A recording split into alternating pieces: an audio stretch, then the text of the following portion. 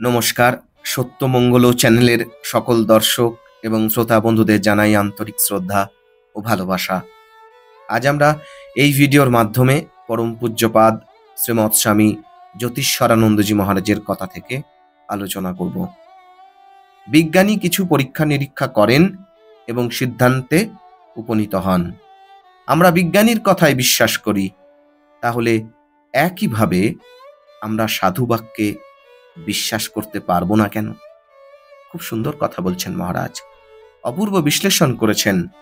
তিনি বলছেন, যিনি বিরাট সমষ্টি বা পরম সত্যকে উপলব্ধি করেছেন, সেই সত্যকে পরীক্ষা করার এবং উপলব্ধি করার অধিকার আমাদেরও আছে। সুতরাং চেষ্টা করে দেখাই যাক না। প্রাথমিক শর্ত স্বরূপ আমাদের কিছুটা বিশ্বাসের প্রয়োজন। গুরুর নির্দেশানুসারে চললে শেষ পর্যন্ত সবকিছু সুস্পষ্ট হয়ে উঠবে। যদি ধ্যানে গভীরতা না আসে, হতাশ হওয়ার কোনো কারণ নেই। আন্তরিকভাবে ইষ্ট মন্ত্র জপ করে যেতে হবে। এইভাবে বোধ শক্তি উন্নত হবে এবং মানসিক দৃষ্টিকোণ ক্রমশ স্বচ্ছতর হয়ে উঠবে। বিঘ্ন সৃষ্টিকারী চিন্তা ধীরে ধীরে হ্রাস পাবে এবং আধ্যাত্মিক আদর্শটি মনের মধ্যে দৃঢ়ভাবে প্রতিষ্ঠিত হবে। কেবল তখনই আমরা ঈশ্বর সম্বন্ধে চিন্তা করতে পারি। এইভাবে যত অগ্রসর হতে থাকব, তার সম্বন্ধে আরও বেশি করে জানতে পারব। ধ্যান পাকা হতে সময় লাগে। আমরা সর্বদাই দেহ মন সাপেক্ষে চিন্তা করি বা অনুভব করে থাকি। বস্তুত আমরা আমাদের সত্তার অন্য কোনো দিক সম্বন্ধে সচেতন নই। যখন আমরা দেহ নই, মন নই, আমরা অনন্ত সত্তা ইত্যাদি কথাগুলি শুনি, তখন আমরা ভাবি এ সমস্তই পাগলামি নয় কি? আমরা সূর্যকেই উদিত ও অস্তমিত হতে দেখি, অথচ আমাদের বলা হয়েছে সূর্য আবর্তিত হয় না, বরং পৃথিবী সূর্যের চারিদিকে ঘুরছে। এই বিপরীত কথাও কি পাগলামি নয়?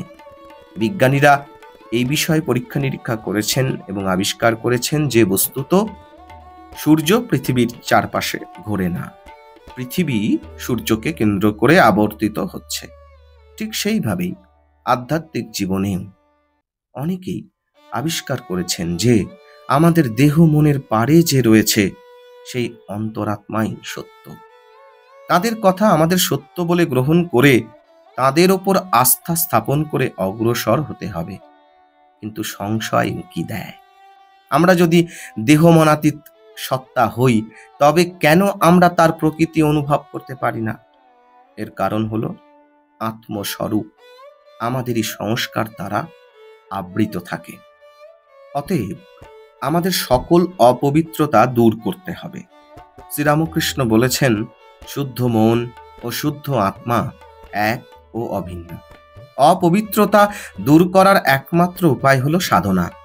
বুদ্ধির রথে আমরা খুব বেশি দূর এগোতে পারি না।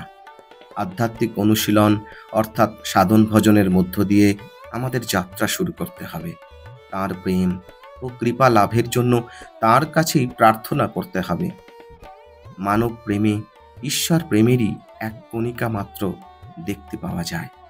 আমাদের চেতনাকে স্বচ্ছ করে তোলার জন্য এবং আমাদের বোধকে পরিচালিত করবার জন্য তার কাছে অবশ্যই প্রার্থনা জানাতে হবে। প্রার্থনার সঙ্গে সঙ্গে চেষ্টাও চালিয়ে যেতে হবে। একজনের ঘরে আগুন লেগে গেল, সমস্ত বাড়ি পুড়ে ছাই হয়ে যেতে বসেছে, অথচ ঘরের মালিক কিছুই না করে এক কোণে চুপ করে বসে রইল। বলল, আমি বৃষ্টির জন্য প্রার্থনা করছিলাম। এটি সঠিক ভাব নয়। প্রার্থনার সঙ্গে সঙ্গে আত্মপ্রচেষ্টাও চালিয়ে যেতে হবে এবং তার চরণে সর্বস্ব নিবেদন করতে হবে। আধ্যাত্মিক সত্য অনুভবের এই হলো সঠিক মনোভাব। এই ছিল আজকের আলোচনা। আশা করি আজকের এই আলোচনা আপনাদের খুব ভালো লেগেছে। আর সত্যি যদি ভালো লেগে থাকে, তাহলে প্রতিদিনের মতো ভিডিওটিতে একটি লাইক, শেয়ার, কমেন্ট ও চ্যানেলে যারা নতুন এসেছেন তারা চ্যানেলটিকে সাবস্ক্রাইব করে সত্যমঙ্গল চ্যানেলের পাশে থাকবে। ধন্যবাদ।